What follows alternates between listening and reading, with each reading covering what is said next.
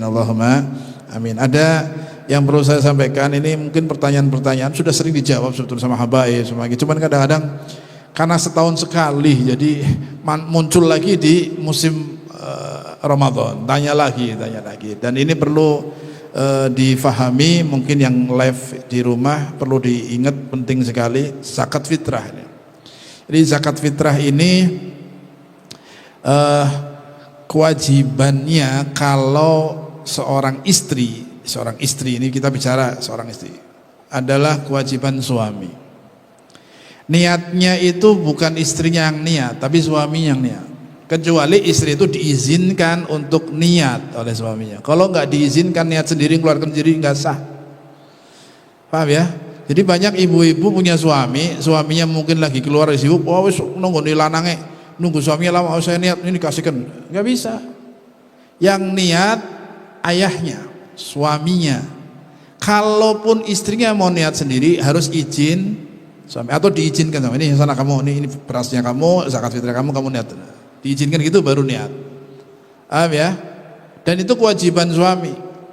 Kalau ada istri punya uang, istrinya kerja, beli sendiri misalnya, terus niat sendiri, zakat sendiri, nggak sah kalau nggak diizinin suami, nggak minta izin suami, dan nggak dapat itu suami. Jadi haknya, kewajibannya istri itu sebagai kewajiban suami. Kalau istri, semua. Seumpama suaminya di luar kota, suaminya apa? Di luar kota misalnya, atau kerja di luar pulau, di luar negeri, kadang-kadang ada yang luar. Kemudian istrinya mau ngeluarin zakat fitrah, ya izin sama suaminya ngizinin, sudah itu saya izinkan kamu beli beli zakat fitrah, atau dikirim uangnya buat beli zakat fitrah, itu beli, saya izinkan kamu niat sendiri, saya izinkan niat sendiri, kemudian saya izinkan kamu mengeluarkan zakat fitrah, baru boleh niat izin. Kalau nggak izin suami, nggak boleh. Yang wajib suaminya. Terus bagaimana? Ya suaminya harus ngeluarin di sana, di Saudi, di mana, di Kalimantan, dia beli beras, niatkan buat istrinya, keluarkan. Yang benar itu. Paham ya? Kalau suami yang izinkan, baru istri boleh ngeluarin zakat fitrah. Tanpa izin suami tidak sah. Takutnya malah nggak diterima. Ini penting nih. Satu. Kemudian anak-anak. Ini ada suami, ada ibu, ada anak-anak kan. Anak-anak itu tanggung jawabnya suami, tanggung jawabnya ayahnya berarti, paham ya? Suaminya ibu tadi, ayahnya tanggung jawab. Bagaimana cara niatnya dan mengeluarkannya? Niatnya kalau anak-anak yang masih kecil belum mumayyiz, masih kecil 3 tahun, 2 tahun, bayi bahkan, bayi zakat, iya zakat. Sehari lahir, hari menangi Ramadan, menangi hari raya zakat. Bayi lahir 29 Ramadan, ketemu bulan Ramadan, kemudian malamnya Id, wajib zakat. Syaratnya adalah jumpa bagian Ramadan dan bagian Idul Fitri Syawal, wajib zakat. Ayahnya yang wajib, paham ya? Bagaimana? Yang niat ayahnya, anak ini niat zakat buat putraku fulan, tahun ini lillahi ta'ala. Anaknya 3 masih kecil-kecil, saya niat buat fulan. Ayahnya niatkan. Kalau anak yang kecil belum balik tapi sudah mumayyiz, kecil belum balik tapi sudah mumayyiz, sudah bisa baca, sudah dituntun paham. Nah, anak ini boleh niat sendiri tapi dituntun dan diizinkan ayahnya. Paham ya? Anak ini bisa kalau dituntun, ya sudah diizinkan, ayo nak, sini, ini zakat kamu, coba ikutin abah, niat ya, iya niat. Bismillahirrahmanirrahim, ajal dituntun niat, kemudian boleh. Anaknya yang niat tapi diizinkan dan dituntun ayah, kalau sudah mumayyiz, paham ya? Itu tetap ayahnya yang meniatkan. Kalaupun mau diniatkan oleh ibunya yang diizinkan dulu sama suaminya. Ini anak ini mau niat sendiri, katanya minta megang berasnya, minta niat sendiri, ya sudah kamu tuntun, saya izinkan kamu nuntun untuk niat anak. Suaminya ngizinkan dulu kalau ibunya yang menuntun, atau kakaknya yang nuntun. Anak yang mumayyiz tadi, kakaknya mau nuntun, ngajari anaknya niat. Kalau nggak izin dari ayahnya untuk nuntun, nggak bisa. Paham nggak? Anak yang mumayyiz, anak kecil yang belum balik mumayyiz tapi mau niat, ayahnya ngizinkan dan nuntun, sah. ibunya atau saudara kakaknya yang besar ngizinkan dan nuntun tanpa izin suaminya atau abahnya nggak sah. Kalau diizinkan baru sah. Paham maksudnya? Karena haknya atau kewajibannya ayah. Sehingga ayah ini harus ngizinkan kakaknya untuk nuntun niat adiknya yang kecil, atau dia nuntun niat anaknya yang kecil. Paham ya? Atau ngizinkan ibunya untuk nuntun anaknya niat yang kecil. Haknya adalah hak ayahnya. Kalau mau dilimpahkan harus diizinkan oleh ayahnya. Tanpa izin ayahnya, ibunya nuntun sendiri anak yang kecil tadi, atau kakaknya nuntun, ayo tak ajarin nuntun niat, tanpa izin dari anaknya, nggak sah itu niatnya. Paham? Itu untuk anak yang belum baligh. Yang belum apa? Baligh. Untuk anak-anak yang sudah baligh, ayahnya niat nggak sah. Niatkan buat anak saya yang sudah balik ini anaknya, anaknya lagi di pondok nih, udah balik, ya sudah saya niatkan, nggak bisa.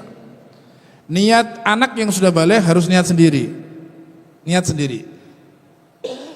Kalau ayahnya atau ibunya mau meniatkan karena anaknya di pondok misalnya, harus izin anaknya dan anaknya ngizinkan ayahnya atau ibunya atau siapapun untuk niat zakat. Tanpa izin anak yang sudah balik, paham? Karena anak yang sudah balik punya kewajiban niat sendiri dan sah niat sendiri. Loh Bib, anak saya sudah balik tapi nggak mampu. Masa sih suruh beli beras sendiri niat sendiri? Nggak mampu.